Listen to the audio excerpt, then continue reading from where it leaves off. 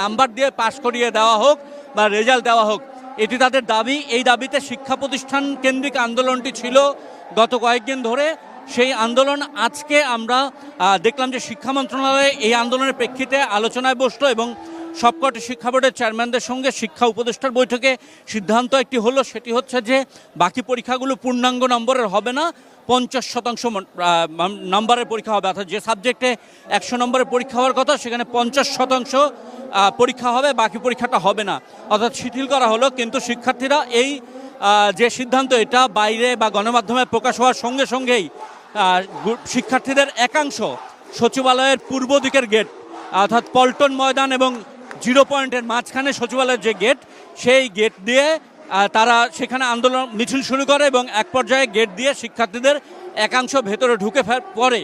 ঠিক সেই মুহূর্তে আসলে শিক্ষা উপদেষ্টা শিক্ষা মন্ত্রণালয় ছেড়ে তার গাড়িতে করে চলে